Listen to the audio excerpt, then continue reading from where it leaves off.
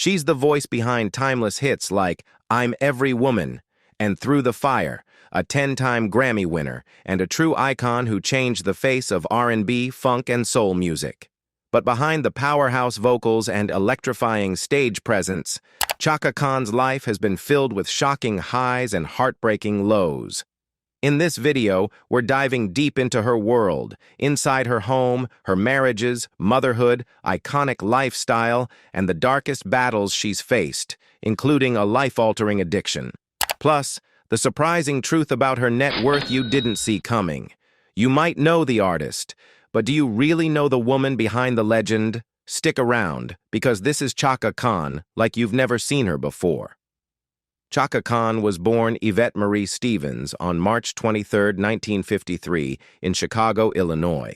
She grew up in a creative, bohemian household as the oldest of 5 children. Her father, Charles Stevens, was what she lovingly described as a beatnik, part of that post-war movement of free-spirited artists who rejected materialism and expressed themselves through poetry, jazz, and painting.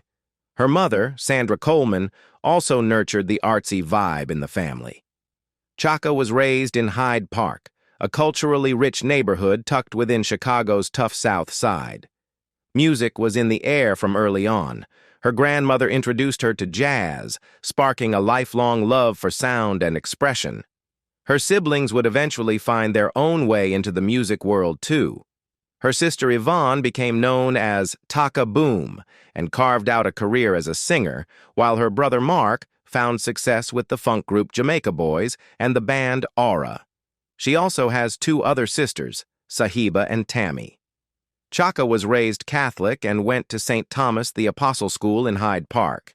By the time she was 11, she was already chasing her musical dreams, forming a girl group called the Crystalettes, alongside her sister Taka. In the late 1960s, Chaka Khan was already stepping into her activist era. Alongside Connie, her father's second wife and a passionate civil rights supporter, Chaka took part in several rallies during her teen years. It was around this time that she became involved with the Black Panther Party. Her connection to the Panthers began in 1967 when she befriended Fred Hampton, the iconic Chicago-born activist and fellow Panther. While many people believe she got the name Chaka during her time with the party, she later clarified that her full name, Chaka Adune Adufe Hodarhi Karifi, was actually given to her by a Yoruba Baba when she was just 13. Chaka was bold and unapologetic during her Panther days. Her job was selling the Panther newspapers, and she carried herself with the spirit of a rebel. She refused to participate in the school's sock hops, which she saw as a way to pacify black students. Instead, she showed up in combat boots and army green khakis, making a statement all her own. Although she didn't feel afraid because in her mind, they were fighting for justice, things shifted when a gun was placed in her hands. She hid it in her room, but the weight of it was more than physical. It made her feel uneasy, even sick. That moment forced her to rethink things. Eventually, she got rid of the gun just to feel at peace again. Beyond that, she began to notice how women's voices weren't always respected within the movement. And for someone as strong and outspoken as Chaka, that wasn't something she could ignore. In 1969, Chaka decided to walk away from the Black Panther Party and also made the choice to leave high school behind. She had been a student at both Calumet High School and Kenwood High, but by then her path was already pulling her in a different direction. At just 17, Chaka Khan ran away from home to chase her dream of making music. She started performing with local bands around Chicago, getting her first break with a group called Life, led by Cash McCall. She performed alongside her then-boyfriend, Hassan Khan. The two ended up getting married not long after Chaka landed a record deal. At the time, she was still legally a minor and needed parental consent to sign. But when her mother refused, Chaka lied and said she was pregnant so she could move forward. That same year, she briefly joined Baby Huey and the Babysitters after Baby Huey's passing, but the group fell apart shortly after. By 1972, while singing her way through Chicago's local venues, 19-year-old Chaka caught the attention of members from the R&B band Rufus. They invited her to be their lead singer, stepping in for her friend Paulette McWilliams, who had recently stepped away from the group to focus on family. With Chaka front and center, Rufus quickly blew up. Her powerhouse voice and magnetic stage presence set them apart.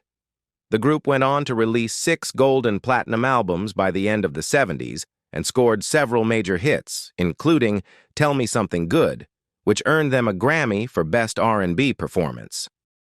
As Chaka's star continued to rise, so did her prominence within the group.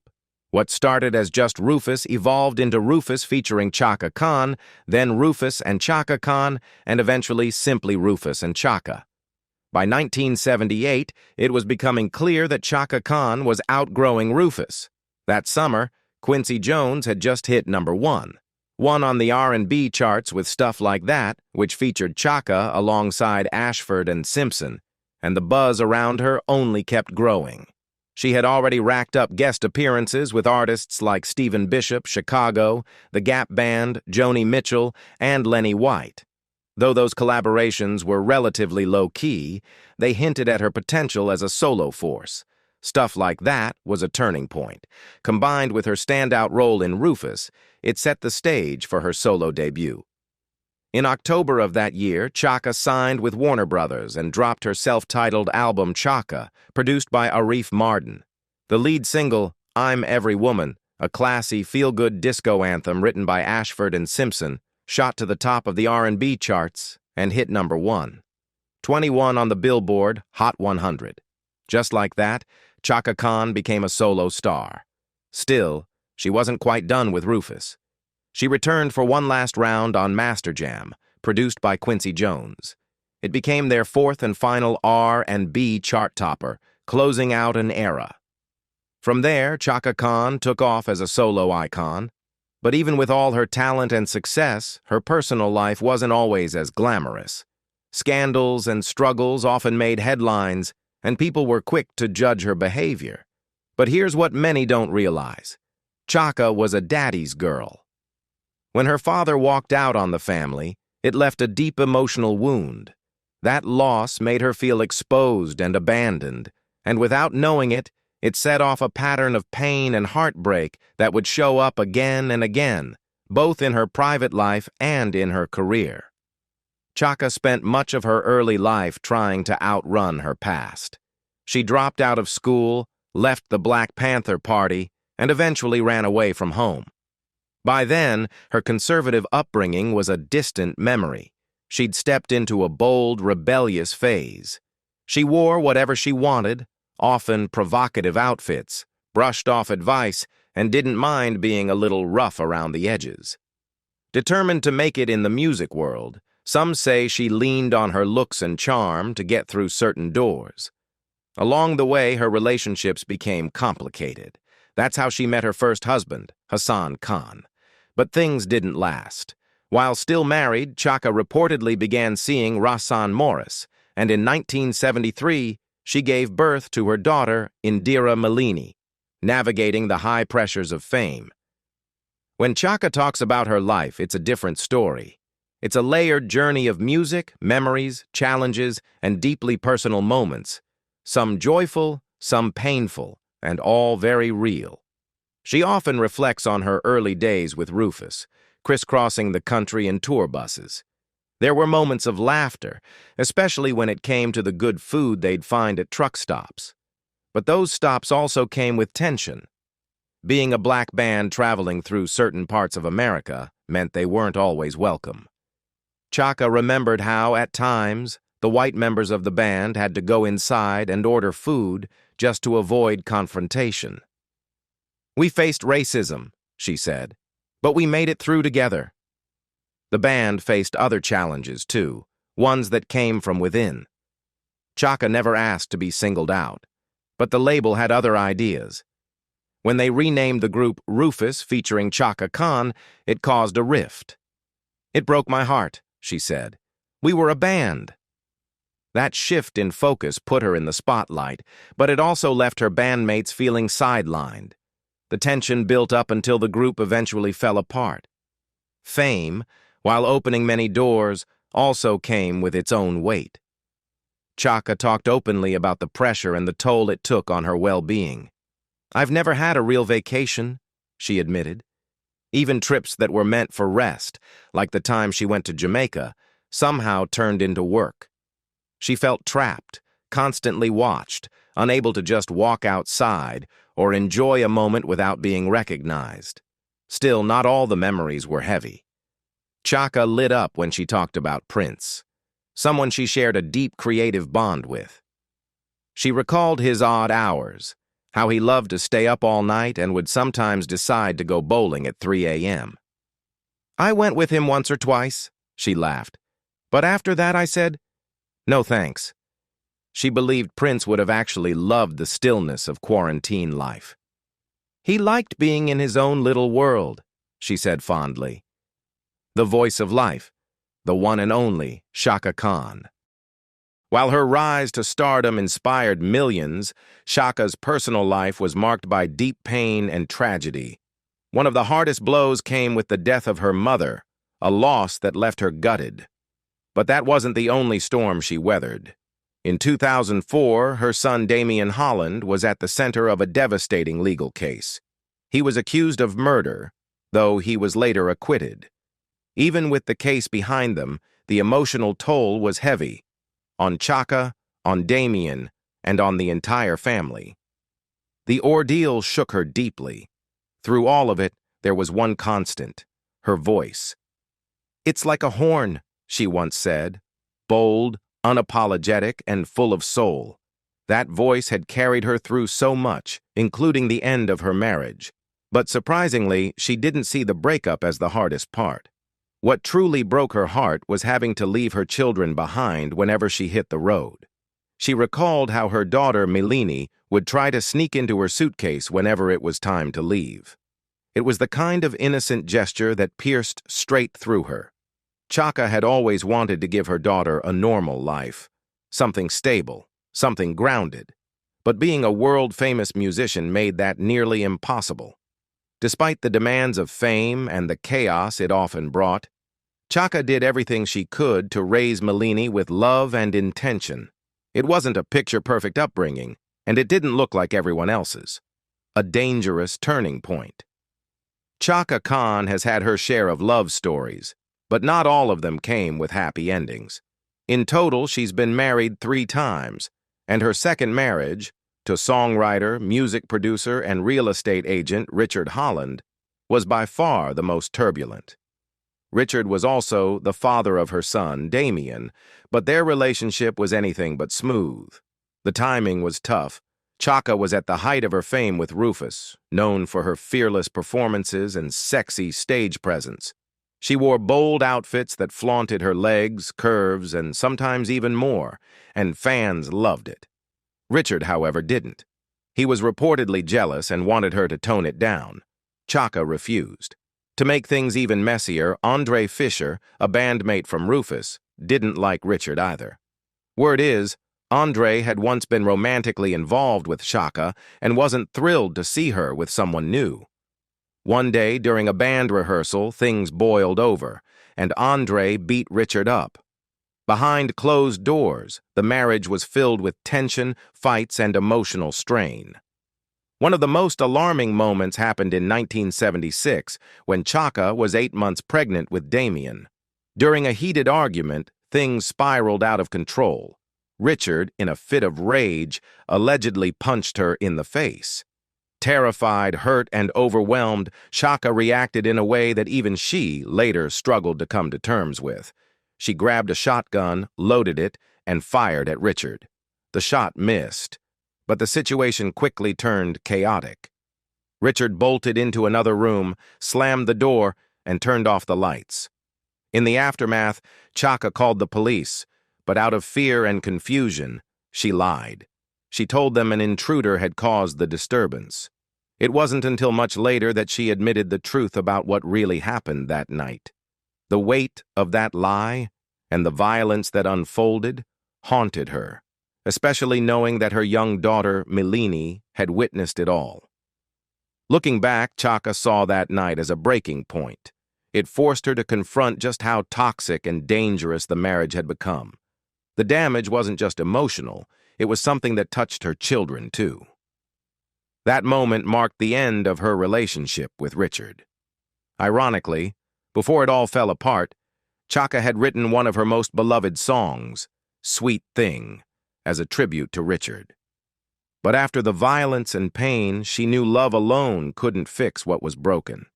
The marriage was over, and Chaka made the decision to walk away, for her safety and for her children's. In all her relationships, Chaka often felt misunderstood. Her partners expected her to be the same fiery, untamed woman they saw on stage. But the truth was, most nights she came home completely drained. Life at the top with Rufus came with a steep price, and that price was her peace of mind. The band itself was a powder keg. They were fiercely protective of Chaka. She was their crown jewel. But behind the scenes, it was chaos. Constant lineup changes, explosive arguments in the studio, problems with managers, shady dealings with record labels. It never stopped. They were surrounded by people looking to take advantage. Even the label began branding her as a solo act, listing albums as Chaka Khan featuring Rufus instead of acknowledging the full band. It created even more tension. Chaka Khan's fight against drug and alcohol addiction. One of the most personal and difficult battles Chaka has faced is her fight with drug and alcohol addiction. She's always been open about it, not for sympathy, but to show that healing is possible. For years, Chaka struggled with substances like cocaine, heroin, and alcohol, and the impact touched every part of her life, from her music to her relationships. In an interview, she confirmed she had completed rehab, twice. "Yeah, one of two," she said with a knowing smile. "My second time." Her first stint had happened years before, and while she didn't go into detail, her tone made it clear that recovery hadn't been a straight line.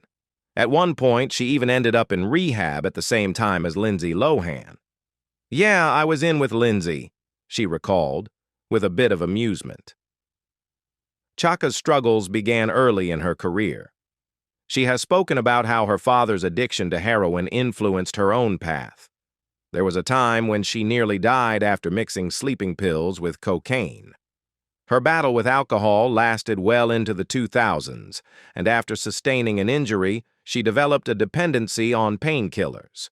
It wasn't until mid-2013 that she made a firm commitment to sobriety.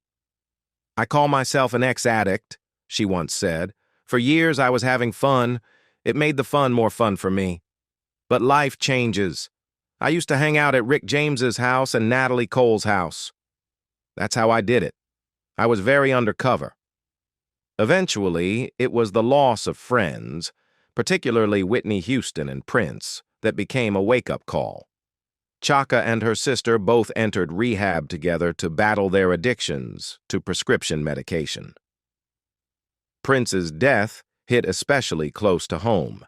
She later revealed that she had been struggling with the same medication that ultimately claimed his life, fentanyl. "Prince's death really made me reevaluate everything," she said. "It made me realize that I had to take action, to save my life and help my sister save hers." In a public statement, Chaka explained why she had to cancel shows and step away from the spotlight. "Unfortunately, I will miss concert appearances over the summer. However, it's vital that I put my health and well-being first. I know that I am disappointing some of my fans, but I also know they would want me to recover and be well and healthy," she continued. "We agreed we would take this journey together and support each other through recovery. The tragic death of Prince has had us both rethinking and reevaluating our lives and priorities. We knew it was time to take action.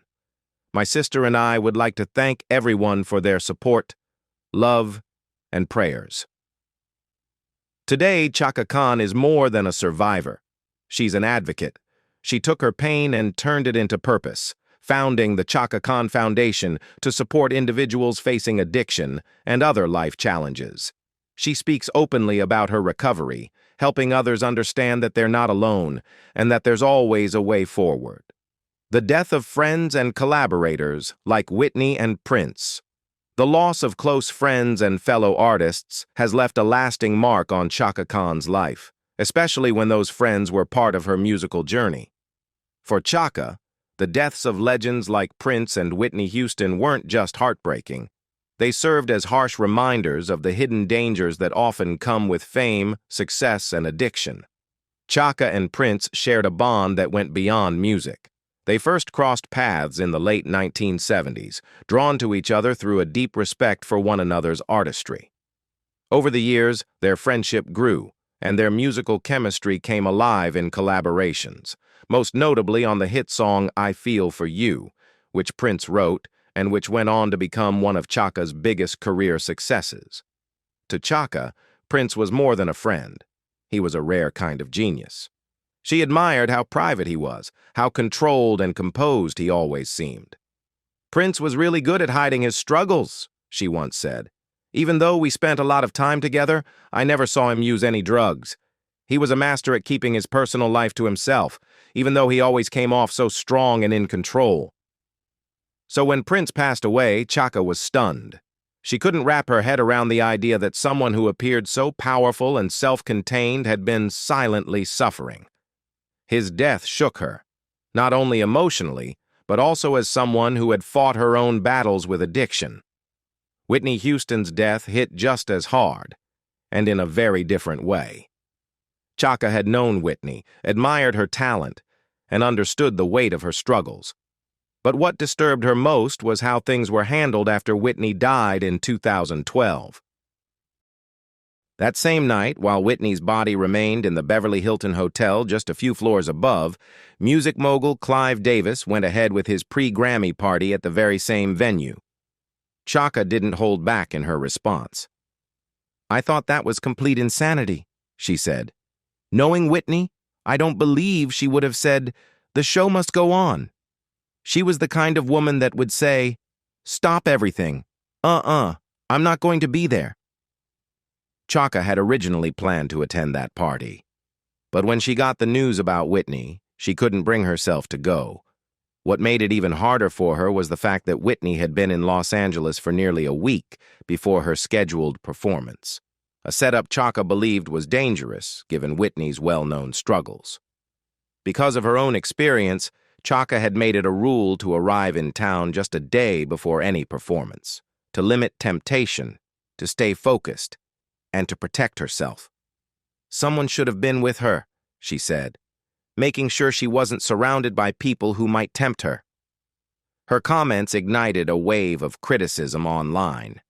Many fans were outraged that the party continued while Whitney's body was still in the building. To them, and to Chaka, it seemed like the business of music had been placed above the life of one of its brightest stars: financial and health struggles. In addition to the emotional and personal battles she's faced, Chaka Khan has also weathered her share of financial hardships throughout her career.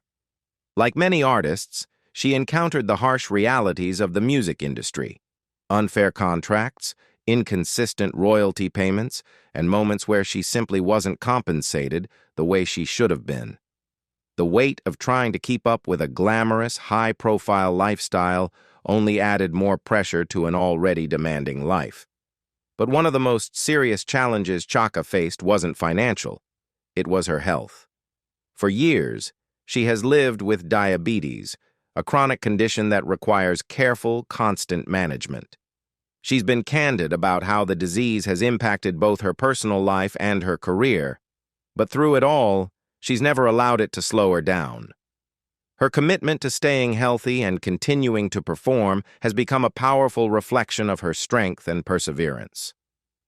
A deeply painful moment in her life came in the late 1970s, when tragedy struck in a way she never could have anticipated. Her manager was killed, shot by her then-boyfriend, who was later convicted of the crime. The loss was devastating and left a heavy emotional scar during an already turbulent chapter of her life. Despite everything, Chaka has kept moving forward. Her story is one of survival, resilience, and a refusal to let the darkest moments define her. Inside Chaka Khan's former home in Calabasas. Chaka Khan's former Calabasas home is back on the market, with a $6.35 million price tag. And it's every bit as bold and soulful as the singer herself. Tucked away in the scenic hills of Monte Nido, this whimsical estate sits on 5.5 acres between Malibu and Calabasas, a quiet haven that's also drawn in stars like Halsey and former One Direction member Liam Payne. Khan is believed to have sold the property back in the 1980s, but the home still carries a sense of star power and personality. Originally built in 1947, the estate has seen plenty of updates over the years and now spans 7,019 square feet, offering 6 bedrooms and 7 bathrooms spread across a main house, a caretaker's residence, and a poolside cantina. The main home blends Spanish-style architecture with rustic Western flair. Think wagon wheels, horseshoes, animal hides, and swinging saloon doors leading into a fully decked-out bar. Inside, you'll find exposed wooden beams, arched doorways, brick and plaster walls, and rich terracotta tile floors. The kitchen is a standout with its unusual layout and dramatic touches. A pizza oven, Spanish tile work, an oblong island, built-in barbecue, and not one, but 2 oversized copper stove hoods. The primary suite feels like a private retreat with its vaulted ceiling, stained glass windows, a natural stone fireplace, and glass doors that open to a waterfall-fed terrace. The attached bath adds to the spa-like vibe with a sunken tub and sweeping views of the outdoors.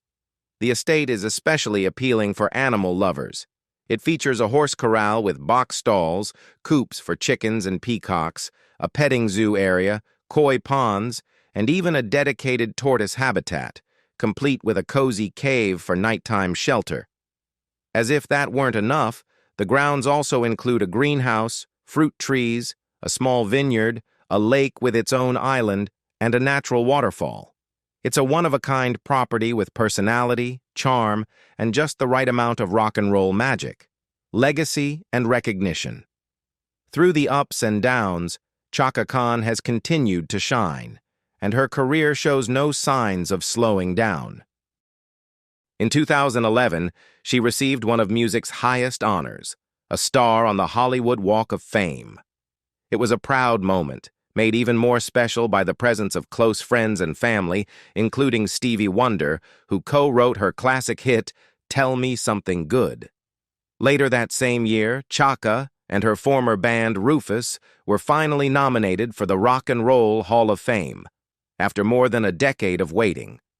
It was long overdue recognition for a group that helped define an era of funk and soul. In 2012, moved by the tragic death of Trayvon Martin, Chaka re-recorded her song Super Life, giving it a new name and purpose. Super Life. Fear kills. Love heals. The powerful tribute featured appearances from Eric Benet, Kelly Price, Terry Crews, and others, delivering a heartfelt message about healing and unity. That year also brought some controversy. After Stevie Wonder backed out of a performance for the Israeli Defense Forces due to political concerns, Chaka chose to step in. Her performance reportedly raised $14 million for the IDF, a decision that sparked debate given her past affiliation with the Black Panther Party. In 2013, her hometown of Chicago showed her some love by renaming a street near her former high school Chaka Khan Way and declaring it Chaka Khan Day. She celebrated by performing at Millennium Park and serving as Grand Marshal of the iconic Bud Billiken Parade. Chaka's influence hasn't faded with time. In 2019, she was honored at Variety's Power of Women Luncheon for her support of Little Kids Rock, a nonprofit that provides music education to underserved schools. That same year, she joined forces with Ariana Grande on Nobody for the Charlie's Angels soundtrack, and had fun showing a different side of herself as Miss Monster on The Masked Singer. In 2020, she faced some criticism for her unconventional version of the national anthem at the NBA All-Star Game, an interpretation that reminded some of Fergie's controversial 2018 performance. But true to form, Chaka kept moving forward, By 2022, she was back in her groove with the release of Woman Like Me, a track that resonated with fans. And in 2023, Rolling Stone ranked her #1. 29 on their list of the 200 greatest singers of all time, a fitting spot for a legend with such a powerful and enduring voice. With 10 Grammy Awards, including 2 with Rufus, and 22 nominations, Chaka Khan's legacy is more than secure. She's more than just a musical icon. She's a force, an inspiration, and a living example of resilience, passion, and purpose.